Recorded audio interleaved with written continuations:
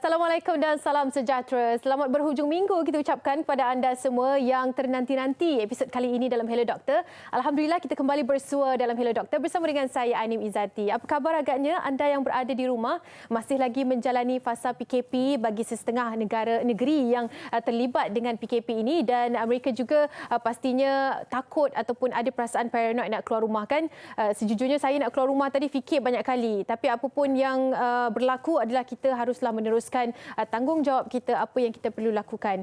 Lagi satu, sering kali kita ingatkan kawalan kendiri, SOP yang sentiasa kita kena jaga. Kita tidak jemu untuk ingatkan kepada anda semua sebagai barisan hadapan yang menyampaikan apakah yang sepatutnya kita perlu lakukan pada ketika ini, saat kritikal ini. Kita tahu kes baru-baru ini 4,000 lebih, angka yang melepasi 4,000 itu menunjukkan betapa kritikalnya tahap COVID-19 di Malaysia. Kita harapkan yang terbaik, kita harapkan anda terus kekalkan imunisasi badan supaya kita terus dapat menjaga diri kita daripada mengelakkan diri daripada terjangkit COVID-19. Okey, jadi kalau tidak keberatan, keluarkan peranti anda, telefon bimbit anda untuk ikuti kami di FB kami, Hello Doktor TV3, untuk anda mengikuti perkembangan dan apakah topik-topik menarik pada minggu hadapan yang kita akan kongsikan dalam Facebook kita. Facebook baru tahun 2021. Itu yang kita wujudkan untuk kita lebih lagi berinteraksi bersama dengan anda. Baik, apa yang kita nak kongsikan juga kepada anda pada hari ini, pelbagai sektor yang terkesan kerana COVID-19, keadaan pandemik yang berlaku, dan pastinya kita tahu antara sektor yang terkesan, keadaan yang betul-betul terkesan adalah pendidikan di Malaysia. Bagaimana sebenarnya keadaan pendidikan di Malaysia? Negara kita tahu ini merupakan isu global apabila pandemik melanda negara, tapi apa yang kita khawatir adalah kualiti sesebuah negara itu berkaitan dengan kualiti pendidikan negara itu. Jika kita tidak dapat menyelesaikan dan juga sistem pendidikan dikatakan terkapai-kapai, tidak tahu bagaimana, takwim pendidikan juga berubah-ubah. Ibu bapa ramai yang mengeluh dan juga apatah lagi pelajar-pelajar yang bakal menduduki peperiksaan awam, satu ditangguhkan, satu lagi bagaimana mereka nak fokus kerana pembelajaran telah pun dilakukan secara dalam talian, hanyalah di rumah. Jadi pelbagai komen, pelbagai reaksi daripada individu yang terkesan kerana pandemik ini yang memberikan fokus itu lari dari segi pembelajaran mereka. Jadi kita nak anda saksikan terlebih dahulu senario pendidikan 2020, apakah sebenarnya warna-warni selepas kita menjalani pembelajaran dalam talian yang memerlukan akses capaian internet, yang memerlukan kesungguhan para pelajar untuk mendapatkan ilmu itu. Ayuh kita saksikan. Senario pendidikan pada tahun 2020 menyaksikan guru dan pelajar perlu menyesuaikan diri dengan kaedah pembelajaran secara digital.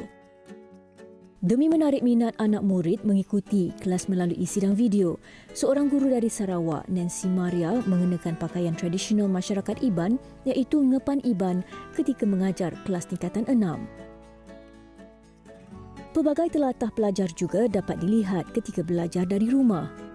Seorang pelajar bernama Nurul Amira sempat menumbuk bawang ketika kelas sedang berlangsung di atas talian. Menurutnya, dia perlu berbuat demikian untuk menyediakan makanan buat ibunya yang akan pulang dari kerja. Ternyata dia cuba menyempurnakan tanggungjawabnya sebagai pelajar dan seorang anak pada masa yang sama. Guru juga berhadapan dengan cabaran mereka tersendiri. Di samping cuba sedaya upaya untuk meneruskan pembelajaran secara digital, ada juga yang tidak menghargai usaha mereka. Oleh kerana sedih melihat tiada murid yang menyertai kelas di atas talian, anak kepada guru kelas tingkatan 5 ini telah memasuki sidang video tersebut untuk menceriakan bapanya. Capaian internet juga menjadi cabaran buat sesetengah pelajar. Namun ia tidak melunturkan semangat Viviana Mosibin dari kampung Sapatalang, Sabah yang gigih menjawab soalan peperiksaan di atas pokok di mana talian internet lebih baik. Kisah pelajar dari Universiti Malaysia Sabah ini tular pada pertengahan tahun lalu dan ramai yang kagum dengan semangatnya. Bukan sahaja pelajar-pelajar menghadapi situasi ataupun kekangan untuk mendapatkan ilmu itu, tetapi guru-guru juga sebenarnya begitu mencabar situasi yang dihadapi oleh beliau, oleh mereka untuk menghasilkan satu keadaan yang baik, yang kondusif untuk menghasilkan pembelajaran dan objektifnya sampai kepada pelajar-pelajar. Okey, itu yang kita ingin tahu. Baru-baru ini juga kita tahu yang sepatutnya 20 Januari telah pun buka sekolah berdasarkan takwim pada tahun 2020 yang telah pun dikeluarkan untuk pembelajaran pelajaran ataupun pendidikan pada tahun 2021 ini, 20 Januari adalah tarikhnya.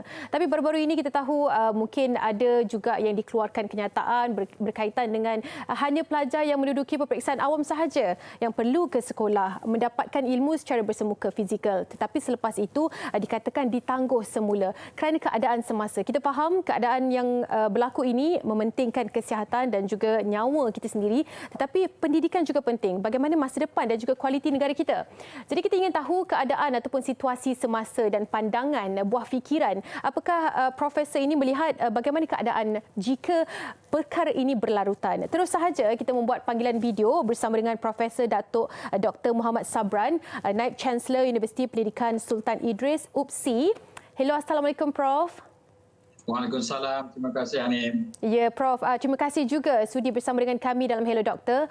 Prof, kita bercerita tentang keadaan situasi semasa pendidikan yang mana pastinya akan terkait rapat dengan keadaan COVID-19 di Malaysia.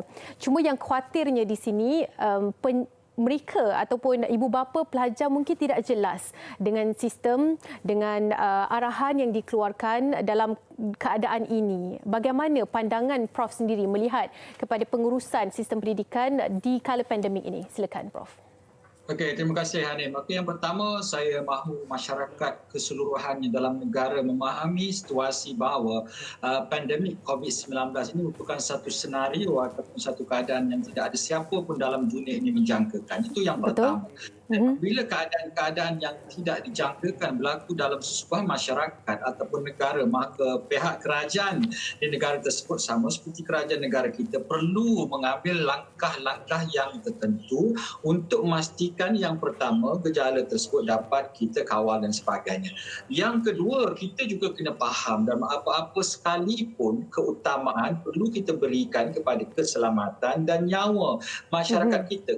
Tidak boleh memberi satu kompromi sekalipun terhadap nyawa dan keselamatan. Jadi kalau kita sebagai masyarakat Malaysia memahami dua keadaan ini, saya yakin kita tidak akan begitu mudah untuk mengeluarkan kenyataan-kenyataan ataupun statement-statement yang akan mendatangkan ataupun suatu ketidakselesaan dalam kalangan masyarakat. Pastinya di peringkat kerajaan, pastinya di peringkat kementerian telah pun memikirkan dalam semua aspek perkara-perkara itu, tetapi yang paling penting mewakili universiti dan juga rakan-rakan pendidikan kita memang sentiasa memastikan bahawa nyawa pelajar, keselamatan pelajar merupakan agenda utama dan perkara ini kita tidak boleh buat sedikit pun toleransi. Dan saya yakin ibu bapa yang ada di luar sana pastinya berlaku dengan kenyataan ini.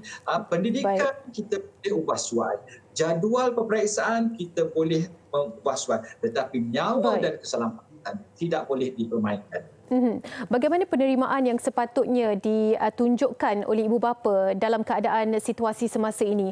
Kerana bila-bila masa sahaja ianya akan berubah mengikut kepada keadaan kes positif di Malaysia. Itu yang kita kira ada kesinambungan di situ. Mengapa kita perlu mengekang penularan wabak COVID-19 ni? Tapi pendapat Prof sendiri, bagaimana sebenarnya reaksi yang perlu ditunjukkan oleh ibu bapa mengambil kira segalanya dapat seimbang? Okey, yang pertama, kalau kita di peringkat universiti, sebelum sesuatu keputusan kita laksanakan, kita akan mengambil kira senario-senario yang berlaku sebelum ini semasa dan mungkin kita akan buat sedikit andaian pada masa yang akan datang. Berdasarkan kepada senario tersebut, maka kita akan buat keputusan. Tapi kadang-kadang selepas kita buat keputusan, ada perkara-perkara yang tidak diingini ataupun dijangka berlaku. Misalnya kalau kita lihat dalam negara kita pada satu ketika tahun 2020, kes baru tentang pandemik COVID menurun dengan begitu mendadak. Maka pihak kementerian, pihak kerajaan telah membuat satu peraturan-peraturan yang memberikan kelegaan kepada masyarakat. Tetapi siapa sangka menjelang tahun 2021, jumlahnya meningkat dalam jumlah yang sangat kita tidak duga sehingga mencecah sehingga 3,000, sehingga mencecah 4,000 dan senario ini sangat-sangat berbahaya kepada kita. Justru kita mengharapkan keputusan yang kita buat satu ketika, mungkin ketika itu memberikan kebenaran kelonggaran kita untuk meneruskan meneruskan satu perkara. Misalnya memberikan kebenaran kepada pelajar kembali dan sebagainya. Tapi ketika kita ingin laksanakan keputusan tersebut, tiba-tiba jumlah kes-kes baru meningkat sehingga 4,000 dan seterusnya. Maka sudah pasti sebagai pihak kementerian, sebagai organisasi, sebagai universiti, sebagai sekolah, kita tidak mahu mengambil risiko untuk membiarkan anak-anak generasi muda yang merupakan pelapis kepada generasi yang akan datang berada dalam keadaan bahaya. Dan pastinya saya yakin sekiranya mereka terkena jangkitan tersebut, maka yang dipersalahkan bukan ibu bapa, yang dipersalahkan bukan pelajar, tetapi yang membuat keputusan justru polisi, mereka yang buat polisi ataupun dasar terpaksa mengambil, dan kita mahukan masyarakat memahami perkara yang sedemikian agar kita tidak menimbulkan sebarang konflik ataupun prasangka negatif pada mereka yang buat keputusan untuk tujuan kebaikan bersama. Itu dia. Okey, cukup pendahuluan yang cukup padat sekali, Prof. Kita akan bersama dengan Profesor Datuk Dr. Muhammad Sabran, Naib Chancellor UPSI seketika nanti, kerana kita ingin rehat seketika. Reda-redakan keadaan sekejap, minum air dulu pun tak apa. Kembali bersama dengan kami dalam Hello Doktor.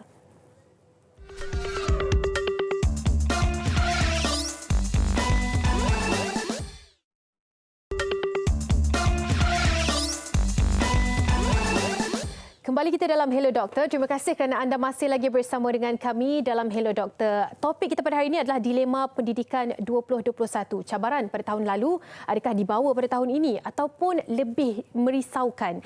Okey, jangan lupa tinggalkan pandangan anda di FB kami, Facebook kami Hello Doktor TV3. Cari sahaja poster yang terkini, tinggalkan pandangan anda maupun komen anda. Okey, itu dia yang kita nak kongsikan. Sebenarnya kita masih lagi bersama dengan Profesor Datuk Dr. Muhammad Sabran, yang mana tadi kita dah kongsikan sedikit pendahuluan bagaimana situasi semasa pendidikan. Tapi Prof, mungkin keadaan sekarang ini menjadikan apabila pembelajaran dan juga pengajaran dilakukan dalam talian, di rumah, bukan semua keluarga mampu melaksanakan dengan baik sekali dan bukan semua keluarga mampu memberikan respon positif. Ada yang tidak ada peranti, ada yang peranti hanya satu dikongsikan bersama. Ada juga baru-baru ini kejadian banjir yang menghanyutkan peranti tidak mampu untuk membeli yang baru. Jadi bagaimana kekangan ini dihadapi oleh ibu bapa dan pandangan Prof sendiri? Okey, terima kasih Anim. Okey, yang pertama memang kita tidak menyatakan bahawa semua masyarakat kita ini mempunyai kemudahan, kelebihan, keistimewaan yang sama, dan kita sebagai universiti dan pihak kementerian sebenarnya memahami senario itu. Sebab kalau kita ingat apa yang telah kita buat pada tahun 20 yang lepas, kita berikan pengecualian walaupun kita secara umumnya tidak membenarkan pelajar-pelajar datang ke kampus. Secara umumnya kita tidak menyatakan bahawa pelajar-pelajar di luar kampus, tapi kita berikan sedikit pengecualian kepada mereka yang mempunyai masalah ataupun ruang di rumah tidak begitu kondusif, tidak ada jaringan internet dan sebagainya. Memang pihak kementerian telah memberikan kelonggaran kepada mereka untuk kembali ke kampus masing-masing mengikut SOP yang telah disediakan. Jadi secara langsungnya pelajar-pelajar yang sebenarnya mereka tidak perlu risau sekiranya mereka tidak ada kemudahan dan sebagainya, kerana pihak universiti akan sentiasa memberi sokongan padu dan sebagainya. Di UPSI sendiri ketika kita dilanda pandemik COVID-19 yang lepas pada tahun 2020, kita ada sekitar lebih kurang 4,000 pelajar yang telah membuat keputusan untuk tinggal di kampus berdasarkan kepada kelonggaran yang diberikan oleh pihak kementerian mengikut SOP yang telah dibenarkan. Jadi alhamdulillah mereka selesa dalam keadaan yang kondusif untuk belajar dan mereka tidak menghadapi masalah untuk mendapat jaringan. Sekiranya mereka menghadapi masalah untuk kembali ke lokasi atau kampus masing-masing, pihak universiti juga telah mengambil beberapa inisiatif. Saya mengambil satu contoh, misalnya di peringkat UPSI, apa yang telah kita buat kepada mereka yang tidak ada jaringan internet dan sebagainya. Kita menghantar nota-nota pensyarah mereka ke rumah mereka menggunakan pos biasa. Kalau mereka ada komputer, laptop dan sebagainya, kita akan hantar mereka dengan thumb drive dan sebagainya. Yang penting pihak universiti, pihak kementerian tidak mahu mereka tinggal dalam konteks informasi yang disediakan oleh pihak universiti. Yang penting kita mahu ada kolaborasi. Yang penting kita mahu ada komunikasi di antara dua pihak, di antara pihak pelajar, ibu bapa dan universiti untuk memastikan masalah-masalah yang dikatakan wujud itu dapat diselesaikan. Kalau kita boleh meletakkan tiga entiti ini bersama-sama, saya yakin banyak masalah yang timbul disebabkan pandemik COVID-19 dapat diselesaikan. Kerana kita tahu kita tidak boleh menyalahkan pandemik, kerana ia sudah datang. Yang perlu kita buat bagaimana untuk menyelesaikan masalah. Kalau kita masih menuding jari dan satu sama lain, saya pasti agenda kita untuk meningkatkan kualiti pendidikan tidak akan tercapai. Okey Prof, melihat kepada situasi ini yang tidak ada sedikit pun informasi bilakah ianya akan berakhir. Maknanya kita tak tahu bilakah pandemik ini akan berakhir. Tidak ada nota yang jelas kita nampak keadaan ini bilakah akan berakhir. Pendidikan juga begitu. Bagaimana kualitinya akan memberi impak kepada emosi dan juga dari sudut psikologi anak-anak, terutama sekali mereka yang akan menduduki peperiksaan awam. Fokus mereka untuk skor dan fokus mereka untuk menghasilkan keputusan yang baik, lebih-lebih lagi SPM. Itu adalah satu orang kata batu loncatan mereka untuk ke manakah arah mereka selepas ini. Jadi mungkin pandangan Prof sendiri melihat kepada situasi ini. Okey, saya suka melihat dalam konteks yang positif. Dalam ucapan-ucapan saya sebelum ini, saya selalu menyatakan bahawa bagaimana kita ingin mengubah gambaran pandemik COVID-19 ini daripada negatif kepada positif. Kerana kita tidak boleh membincangkan hal-hal yang negatif kerana ia akan tetap ada. Jadi bagaimana kita nak mengubah keadaan itu pada positif. Okey, kita mengambil kira dari segi konteks pembelajaran. Selama ini sebelum COVID datang ke negara kita, kita belajar dalam konteks yang konvensional, face to face, bersemuka, di mana pensyarah akan berada di hadapan kita, memberikan segala ilmu dan sebagainya, pelajar akan mengambil nota dan begitulah seterusnya. Dan kita lihat ketika itu juga ramai dalam kalangan pelajar kita lebih menggunakan konsep hafalan daripada tahu untuk mengintegrasikan maklumat A dengan maklumat B dan sebagainya. Realiti kehidupan pada hari ini, majikan lebih mementingkan sejauh mana pelajar boleh mengadunkan informasi yang mereka perolehi dalam kuliah daripada di luar atau situasi yang sebenarnya. Maka pandemik 19 telah pun mengajar kita untuk mengadunkan maklumat-maklumat daripada satu tempat ke satu tempat lain untuk jadikan satu maklumat baru. Dan ini kita kenali sebagai student-centered learning ataupun pembelajaran yang berfokuskan kepada pelajar.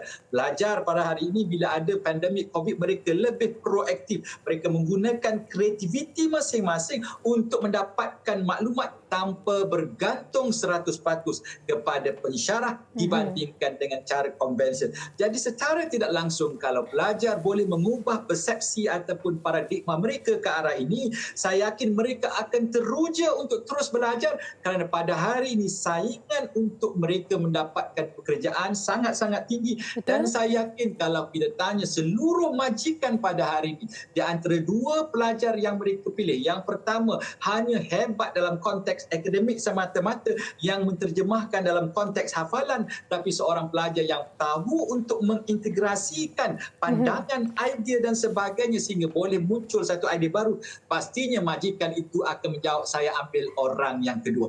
Pandemik COVID-19 melatih generasi-generasi muda untuk lebih proaktif, lebih kreatif, lebih berinovasi, dan ini merupakan satu perspektif yang positif yang saya harap masyarakat, ibu bapa, pelajar boleh memikirkan, dan saya yakin sekiranya mereka mendapat kefahaman ini, saya yakin tidak akan ada lagi kerungutan dalam kalangan mereka yang menyatakan bahawa COVID-19 memberikan positif sekali pandangan kepada Prof. mereka. Terima kasih banyak-banyak Prof. Begitu positif sekali sedikit buah fikiran yang dikongsikan. Terima kasih banyak-banyak bersama dengan kami dalam Hello Doktor. Kalau ada lagi dipanjangkan topik ini, insya-Allah kita akan bersama Prof.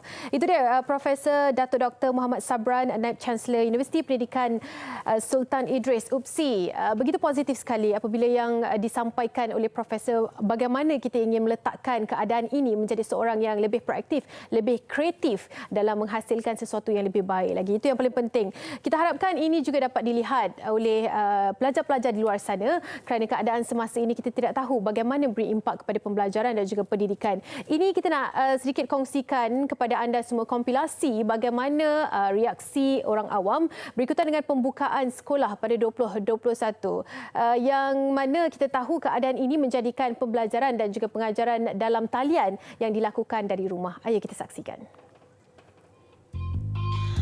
Okey, pada pandangan saya sebagai seorang guru, PDPR itu sebenarnya merupakan satu langkah yang bagus, iaitu bagi memastikan semua murid dapat belajar atau tidak ketinggalan semasa berlakunya pandemik atau suatu bencana ataupun wabak seperti pandemik COVID-19 ketika inilah.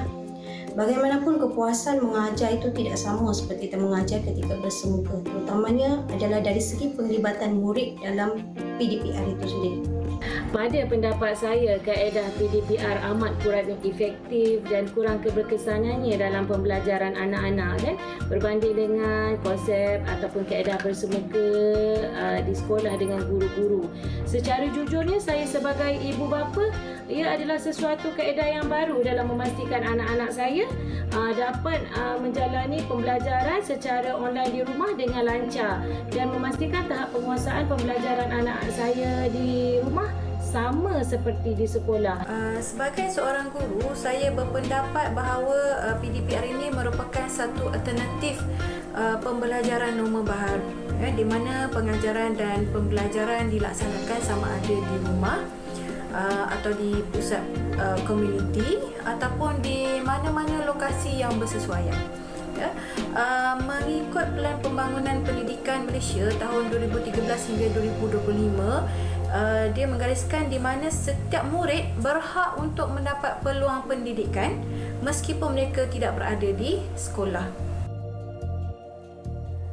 Itu dia sedikit pandangan awam bagaimana agaknya pembelajaran dari rumah ini dilakukan secara dalam talian. Apa-apa pun sebenarnya saya percaya yang kalau kita memberikan reaksi yang cepat untuk mengadaptasi situasi ini, insya-Allah kita boleh carry ataupun kita boleh bawa perkara ini menjadi yang lebih baik lagi. Kerana kalau kita lambat untuk adaptasi situasi ini, mungkin memberikan masalah kepada pelajar tersebut.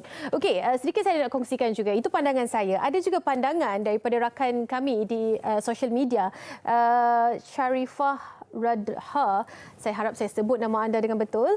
Dilema saya susah untuk fokus dalam online, lebih suka belajar face to face dengan cikgu, lagi mudah untuk faham, lagi-lagi subjek berkaitan admat. Pastinya itu antara satu subjek yang memerlukan interaksi yang cukup tinggi dan memerlukan sebenarnya one to one ataupun satu persatu session bersama dengan guru anda, dan kita harapkan yang terbaik. Itu juga keluhan yang rata-rata daripada rakan-rakan kita di social media, lebih-lebih lagi mereka yang akan menduduki peperiksaan SPM yang ditangguhkan. Jadi terus sahaja kita sebenarnya nak bawakan satu individu, tapi tak boleh, jadi semuanya kita buatkan secara panggilan video pada hari ini. Kita nak bervideo call bersama dengan seorang pelajar swasta nanti. Kita masih lagi mencuba untuk menghubungi beliau. Namanya Sean Wong.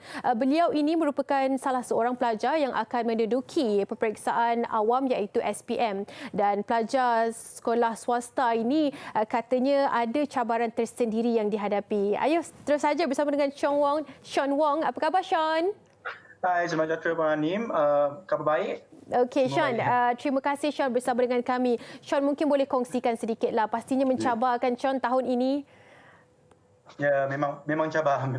Dia memang test kami punya kekuatan mental dan kesabaran diri lah. Okey, Sean, apa yang berlaku sekarang ini? Sebab setahu yang diberitahulah kepada kami semua yang hanyalah di media dan sebagainya, 20 Januari akan bermula sekolah, akan bermula kelas dalam talian. Jadi untuk persiapan Sean sendiri yang diberitahu oleh pihak sekolah, adakah berbeza ataupun masih sama? Ya, memang masih sama. Boleh kami tingkatan 5 untuk batch ini masih boleh pergi ke sekolah. Okay. Dan kami pun tak adalah berasa stres atau apa kerana kami sekarang sedang menduduki peperiksaan percubaan. So kami tidak rasakan stres, tapi ada juga kalangan pelajar yang rasakan kebimbangan kerana risikonya amat tinggilah kerana ada banyak orang kan kat sekolah. So ya. Okey, secara peribadinya sebenarnya Sean memilih untuk belajar dalam talian lebih selesa pada ketika COVID-19 ini ataupun bagaimana Sean? Saya lebih suka PDPR ataupun pembelajaran di rumah, pembelajaran di sekolah kerana session PDPR ni amat tidak secara efektif. Ya, kerana kami perlu membimbangkan tentang isu capaian internet yang pertama. Okay. Kemungkinan putusan bekalan elektrik dan dan ada kadang-kadang guru pun ada masalah dengan internet. Jadi masalah ini menyebabkan kami tak boleh fokus ataupun tak boleh menghadiri kelas. Kadang-kadang bukan sahaja pelajar tapi guru juga tak boleh menghadiri kelas kerana capaian internet yang rendah. Okey. Dan masa tu ada juga pelajar di kawasan luar bandar, guru juga pun ada di kawasan luar bandar. Okey. Jadi mereka punya capaian internet tidak baik. So sesi PDPR ini tidaklah secara efektif berbandingkan dengan sesi sekolah yang biasa. Baik. Okey Sean, kita harapkan yang terbaik untuk Sean. Kita tahu ini adalah saat yang cukup mencabar. Sampaikan salam kami juga kepada rakan-rakan Sean yang belajar dalam talian. All the best untuk peperiksaan yang bakal diduduki SPM pada tahun ini. Okey Sean, terima kasih. Sean Wong, salah seorang pelajar sekolah swasta yang berumur 18 tahun yang bakal menduduki peperiksaan awam SPM. Kita harapkan anda terus cekal, terus tabah walau apa sekalipun cabaran yang dihadapi pada ketika ini. Okey, teruskan bersama dengan kami dalam Hello Doktor, Dilema Pendidikan 2021.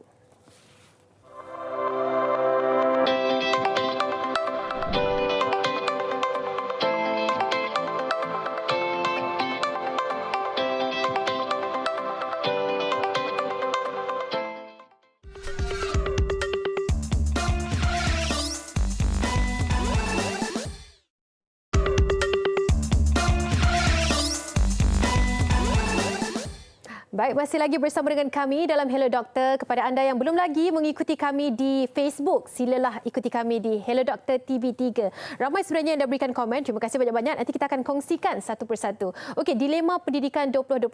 Kalau tadi kita dah kongsikan beberapa situasi, kali ini kita nak menyentuh juga situasi di mana keluarga yang terlibat dengan keadaan ataupun musibah banjir. Baru-baru ini kita tahu terdapat kawasan yang kalau sebelum ini tiada berlakunya banjir, trend banjir pada tahun ini berbeza. Itu yang dikatakan double disaster. COVID-19, banjir lagi. Apakah yang inisiatif ataupun tindakan yang diambil oleh keluarga ini apabila ramai anak-anaknya bersekolah? Kalau saya boleh kongsikan sedikit profil individu yang kita akan bervideo call ini, ada 5 orang anak yang bersekolah, ada matrik, ada yang tingkatan 4, tingkatan 3, tak masuk lagi yang darjah 3. Jadi bagaimana seorang ibu ni mengendalikan situasi itu, rumah yang naik banjir dan keadaan semasa yang perlu mengikut sistem pendidikan yang kita masih lagi belum jelas tentang keadaan itu. Okey, terus saja bersama dengan Aznida Muhammad. Ya, Assalamualaikum Puan Aznida. Ya, Waalaikumsalam. Okey Puan Aznida, boleh kongsikan, kita dapat tahu yang pada 5 Januari kita dapat saksikan juga paras air yang begitu boleh dikatakan tinggi berlaku di kawasan rumah Puan Aznida sendiri. Bagaimana situasi itu? Secara ringkasnya boleh kongsikan bersama dengan kami. Silakan. Terima kasih Anim. Masa di waktu tu, hari Selasa 5 Januari tu, air di waktu pagi selepas subuh, air dah mula masuk ke laman rumah saya. Baik. Jadi saya dan suami dan anak-anak memang cepat-cepat berkemas. Sebenarnya sebelum tu lagi, hari Isnin tu, siang tu kami dah mula mengemas baju-baju yang patut kami selamatkan untuk bawa berpindah. Dan mana yang kami sempat sajalah yang kami dapat letak di tempat yang tinggi. Tapi lepas subuh tu memang sebelum pukul 7 pagi kami dah mula keluar daripada rumah. Kami tinggalkan rumah. Ya. Okey, bagaimana untuk, yalah, sebab keadaan itu berlaku dalam situasi yang kita tidak menjangka juga, keadaan banjir. Adakah sebelum ni rumah di kawasan itu pun banjir juga? Memang banjir, memang kawasan banjir. 7 tahun lepas memang pernah kena dan ini kali ketiga. Dan yang paling dalam lah airnya. Okey, kita difahamkan anak-anak Puan Aznida semuanya bersekolah, ada yang matrikulasi, ada yang tingkatan 3, ada yang darjah 3 dan sebagainya. Bagaimana Puan Aznida mengendalikan mereka dan menyantuni mereka di kala pandemik ini? Kita faham begitu mencabar. Mungkin boleh kongsikan Puan. Sejujurnya saya rasa lega sedikit walaupun dalam keadaan kelang kabut tu, sebab anak saya yang 2 orang tu dah mula belajar di IPT ujung tahun lepas. Jadi dia boleh handle lah, membantu saya dan membantu mengawal keadaan dengan sebaiknya dengan adik-adik dia yang masih kecil kan.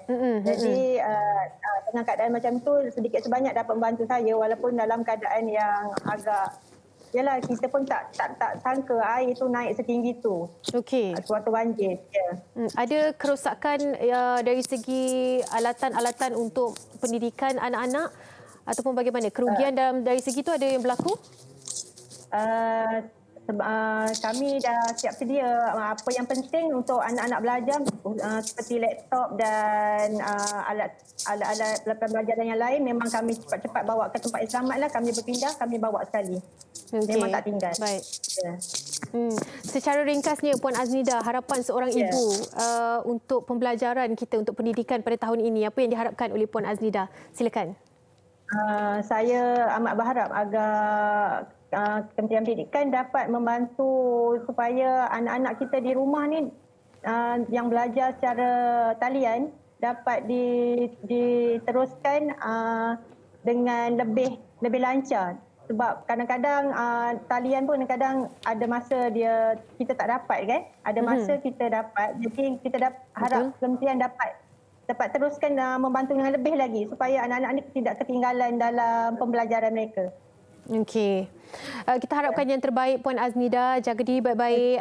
Pasca banjir ni pastinya juga adalah salah satu cabaran buat keluarga Puan Aznida. Harapkan yang terbaik ya. Terima kasih banyak-banyak. Jaga diri. Okey. Terima kasih, insya-Allah. InsyaAllah. Okey, itu dia Puan Aznida, seorang ibu yang cukup cekal membesarkan anak-anak, semuanya tengah bersekolah, ada juga yang ke IPT dan sebagainya.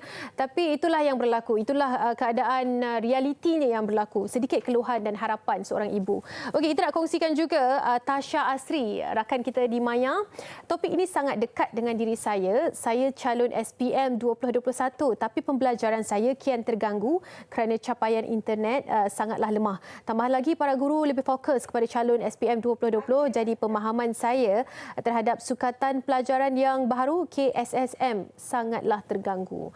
Inilah yang dikatakan dilema yang dihadapi oleh pelajar-pelajar ini. Bila melihat SPM ni sebenarnya adalah segalanya tau. Kalau kita tempatkan diri kita pada tingkatan 4 dulu, SPM ni segalanya. Apakah kita nak mengatur kehidupan kita selepas ini, kerjaya kita dan sebagainya. Betapa pentingnya peperiksaan awam SPM itu. Jadi ini yang dihadapi. Ada yang sampai kita melihat kepada ciapan-ciapan mereka di Twitter mengatakan dah tak ada rasa apa-apa dah nak SPM ni. Bayangkan peperiksaan yang begitu penting sehingga adanya perasaan tidak ada rasa apa-apa untuk menjalani. Nak habiskan terus saja peperiksaan ini, apa yang jadi selepas ini jadilah. Rata-rata mereka memberikan respons begitu. Itu yang dikhawatiri. Baiklah, ada satu lagi kita ingin bacakan komen di sosial media. Terima kasih banyak-banyak kerana anda masih bersama dengan kami berkongsi. Yang ini daripada Syaza Suraya Sauli. Perbincangan yang sangat menarik. Pada pandangan saya, keperluan ibu bapa untuk memahami setiap keperluan kurikulum amat penting dalam menyokong pembelajaran anak-anak di rumah. Ubah suai kurikulum anak-anak untuk menyokong pembelajaran dengan seronok di rumah. Kesihatan mental keluarga adalah prioriti. Untuk anak-anak kecil, kanak-kanak prasekolah dan sekolah rendah, survival skills dan knowledge adalah dua elemen utama yang boleh dititik beratkan di rumah. Luaskan pembelajaran anak dengan pengalaman dan hands-on life experience. Wow. Ini adalah buah fikiran, pandangan daripada salah seorang rakan kita di Maya yang begitu positif dan begitu memberi sokongan sekali. Ini juga yang perlu dilakukan dan perlu diambil kira. Baik, setakat ini antara perkongsian yang mungkin mendapat respon positif daripada rakan-rakan kita di media sosial. Teruskan saja mengikuti kami di FB Hello Doktor TV3. Baik, kita masih lagi nak bervideo call. Hari ini hidup saya dan hidup anda semua penuh dengan saya dan juga video call dalam Hello Doktor. Kita ingin menyantuni salah seorang individu yang ingin pulang ke asrama. Namun begitu keadaannya sedikit berbeza sebab beliau tinggal di kawasan PKPP tapi ingin pulang ke kawasan PKPB. Terus saja bersama dengan Marsha Ahmad Lizam, seorang pelajar asrama dan juga ibunya, Ibu Marsha Nur Anissa Muhammad Syari. Assalamualaikum kedua-duanya. Ini macam adik-beradik je.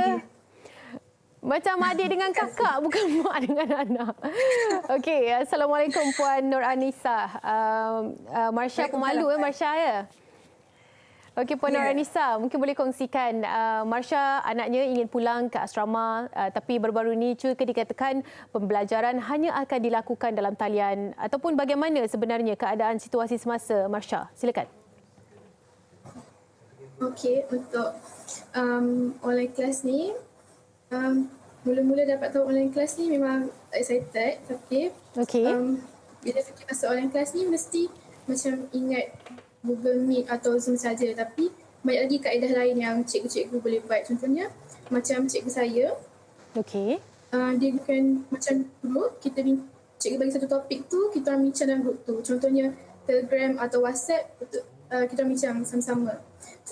Kalau cikgu lain pula, ada cikgu yang buat video, cikgu terangkan pasal topik tu, lepas tu cikgu bagi video tu kat kita orang and kita orang tengoklah video tu.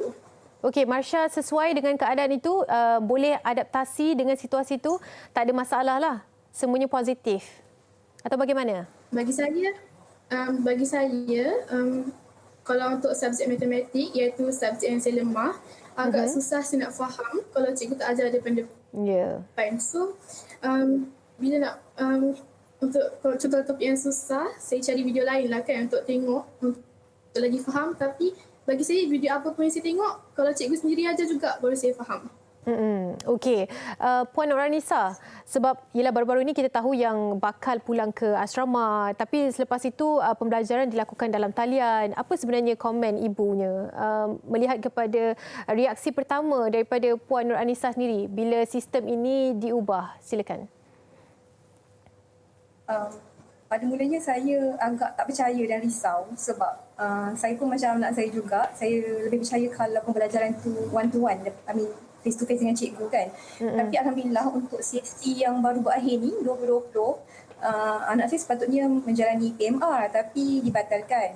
So keputusan peperiksaan yang pentaksiran dia yang sepanjang online ni, alhamdulillah dia meningkat daripada sebelumnya. Mungkin situasi tenang di rumah dan juga bantuan daripada cikgu dan tenaga pengajar dari sekolah tu ada kesan dia lah positif di situ. So saya harap anak saya terus boleh ikuti dengan tenang lah sehinggalah kita dapat kembali kepada asal lah. Itu dia perkongsian yang cukup positif sekali. Terima kasih Puan Nurhanisa dan juga Marsha. Kita harapkan yang terbaik. Selamat berjaya, semoga berjaya untuk cabaran yang akan datang ini, insya-Allah. Okey, bila kita dengarkan perkongsian Puan Nurhanisa ni, kita tahu yang sebenarnya mungkin persekitaran yang kondusif yang dihasilkan oleh ibu tersebut menjadikan prestasi anaknya meningkat. Siapa kata yang pembelajaran dalam talian di rumah ni merosotkan tahap pendidikan? Ada keadaan di mana meningkat peningkatan ataupun keputusannya kerana keadaan yang lebih tenang, yang lebih kondusif berlaku di rumah. Okey, perkongsian yang cukup menarik. Kita nak berehat seketika, kembali selepas ini bersama dengan seorang selebriti yang juga mempunyai anak yang perlu diuruskan untuk sesi persekolahan 2021 ini. Segalanya seketika nanti. Hello Doktor.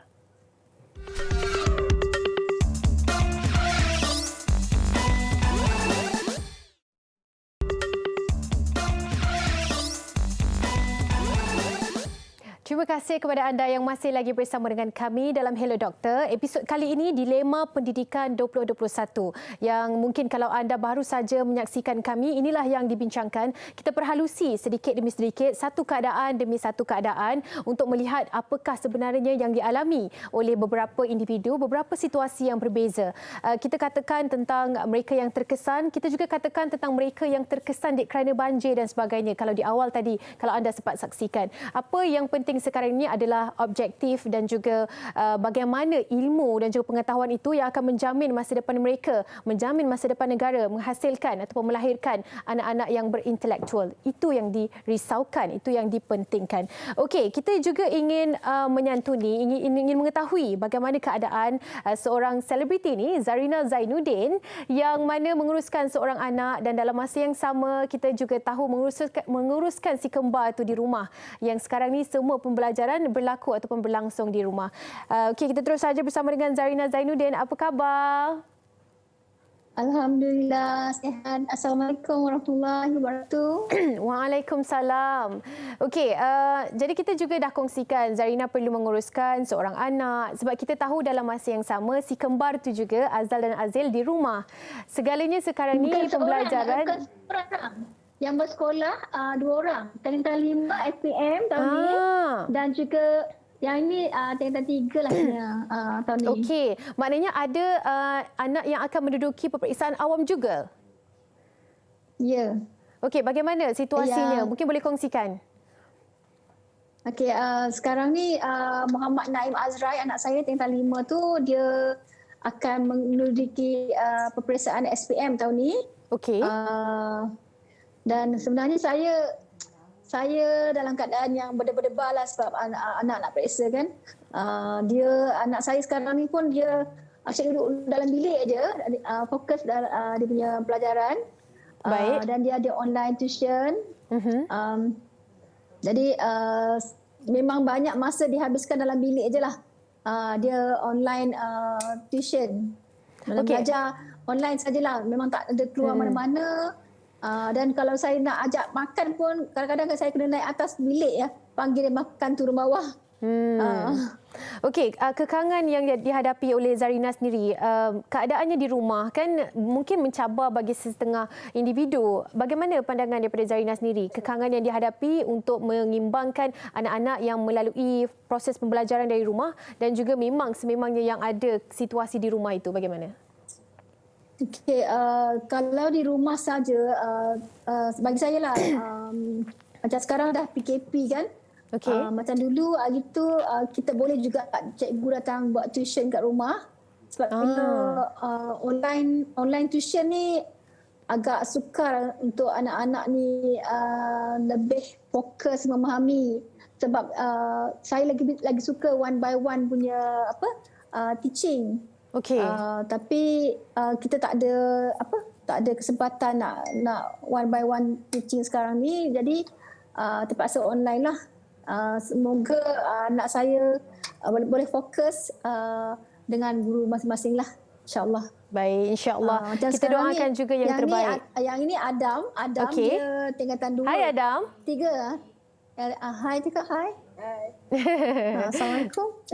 Waalaikumsalam. Okay. Adam juga pemeriksaannya dibatalkan kan? Dia bongsu. Okey, kita harapkan yang terbaik. Dua orang masih lagi belajar dan sebenarnya saya lagi suka mereka bersekolah. Bila bersekolah ni dia berjumpa dengan kawan-kawan dan dia akan lebih bertukar fikiran tentang pelajaran. Dia ada grouping studying. Dia boleh study dengan kawan-kawan sekali kan. Macam sekarang ni nak study dengan kawan-kawan, dia through online je lah. Tak dapat macam dulu lah. Okey. Kita harapkan yang terbaik. Terima kasih banyak-banyak Zarina. Jaga diri, sampaikan salam kepada Azal dan Azil juga. InsyaAllah, terima kasih. InsyaAllah. Okey, itu dia seorang ibu yang perlu menguruskan 2 orang anak menghadapi situasi yang cukup getir. Pasti anda juga mungkin berkeadaan yang sama, mengalami situasi yang sama. Hanya kekuatan ibu sahaja yang boleh membantu anak-anak fokus terhadap pembelajaran dan terus menghasilkan keputusan yang baik. InsyaAllah. Okey, itu yang kita nak kongsikan. Selain daripada itu, kita juga akan berhubungi dengan seorang lagi cikgu yang mungkin sekarang ini anda pun dah kenal apabila beliau agak popular ataupun agak dikenali di social media. Tapi sebelum tu kita nak kongsikan kes terbaru ataupun statistik COVID-19 yang terbaru pada hari ini. 3,339 kes positif dan kes sembuh baru 2,676, kematian 7 kematian baru, mencatatkan 601 jumlah kematian. Melihat kepada jumlah kes keseluruhan 158,434 kes. Masih lagi 4 angka, masih lagi ribuan dan kita harapkan agar anda mengambil iktibar daripada kejadian yang berlaku. Tak tahu siapa yang ada sekarang ni, tak tahu siapa yang positif. Jadi harapnya kita terus sahaja menjaga diri, kawalankan diri, teruskan. Okey. Seorang lagi yang kita akan membuat panggilan video bersama dengan Cikgu Zack Kirana Ibrahim. Kalau anda mungkin mengikuti beliau di laman sosial media, anda tahu bagaimana petahnya beliau dan kita takut nak cakap bahasa Melayu dengan beliau. Sebab saya takut diperbetulkan ya. Ni kalau nak buat esei depan dia pun saya takut. Okey, bersama dengan Cikgu Kirana, Zack Kirana. Apa khabar Cikgu Zack? Saya Alhamdulillah. Anim apa khabar? Baik-baik, Alhamdulillah. Setakat ini Alhamdulillah. Okey, Cikgu Zack, kita melihat kepada perkongsian Cikgu Zack yang cukup menarik dan latar belakang Cikgu Zack juga merupakan guru tuition bahasa Melayu yang mengambil kira tentang setiap tata bahasa, ejaan dan sebagainya. Tapi keadaan sekarang ini, bagaimana persepsi ataupun melihat kepada keadaan ini? Cikgu Zack mungkin boleh kongsikan, silakan. Saya rasa dia ada pro dan kontra lah. Okay, yang mana saya rasa mungkin rezeki saya dikenali pada ketika ini adalah kerana PKP, iaitu pandemik sendiri. Okay, mungkin kalau tiada pandemik ini, saya akan hanya bersama dengan pelajar saya di pusat tuition sahaja. Jadi kalau awak kalau mengenali diri saya akan sentiasa pandang yang baik daripada yang buruk lah. Jadi alhamdulillah untuk itu.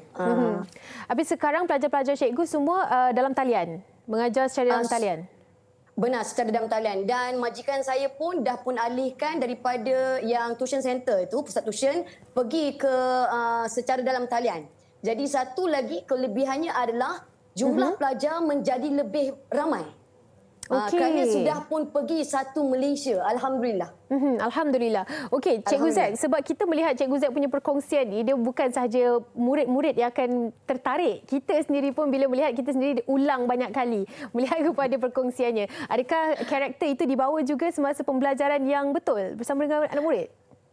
Ke lebih serius? Apa yang pelajar nampak saya dalam kelas di pusat tuition, sama, betul-betul sama macam saya dekat dalam media sosial. Sangat-sangat sama. Diorang semua dah boleh hafal dah apa yang saya kata sebenarnya kalau ikutkan. Okey, Cikgu Zack, berapa ramai sekarang pelajar setakat ini yang mengikuti pembelajaran dalam talian bahasa Melayu bersama dengan Cikgu Zack? Dan sangat mengejutkan sebenarnya kalau bertanya tentang angka itu. Alhamdulillah pusat tuition yang saya kerja bersama ni berjaya mendapatkan jumlah student yang sangat ramai. Dan kami dapat mengumpulkan hampir 100,000 pelajar sebenarnya dalam talian. 100,000? Benar, ini satu Malaysia. Dan setiap seorang pelajar, saya pernah dalam satu kelas saya untuk sesi 1 jam itu yang berbayar, tuition center, sampai mencecah hampir 2,000 orang. Wow. Sekarang ini setiap hari dilakukan kelas terbabit? Setiap hari? Betul, hampir setiap hari, dan tempat saya bekerja sebenarnya turut menyediakan pembelajaran secara percuma. Pun ada juga. So sambil-sambil orang kata kita mencari orang kata rezeki itu, juga kita berkongsi rezeki sebenarnya. InsyaAllah. Alhamdulillah. Cikgu Zack, macam mana melihat kepada prestasi anak-anak murid pembelajaran dalam talian ni? Adakah mereka juga menunjukkan respon yang positif ataupun ada sedikit yang mungkin ketinggalan beberapa kekurangan yang dihadapi? Bagaimana?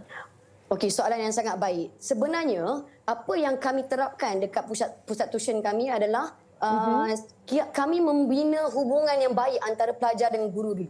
Baik. Jadi bila mereka jatuh cinta dengan kita sentiasa buat sesi secara dalam talian untuk bersembang, berbicara. Kami ada buat secara langsung pun sebenarnya dekat Instagram. Jadi bila hubungan tu terbina, semangat itu kita dapat semai dalam diri mereka.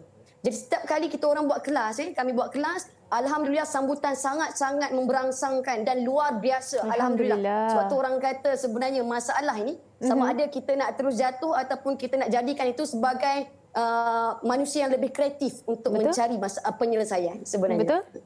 Bagaimana dengan keadaan pelajar-pelajar SPM, Cikgu Zack? Adakah fokus diberikan lebih kepada mereka? Yelah, sebab kadang-kadang nak skor betul-betul. Tapi pandemik pula, kena belajar dalam talian pula. Tak boleh nak jumpa face to face. Jadi bagaimana mengawal emosi beliau?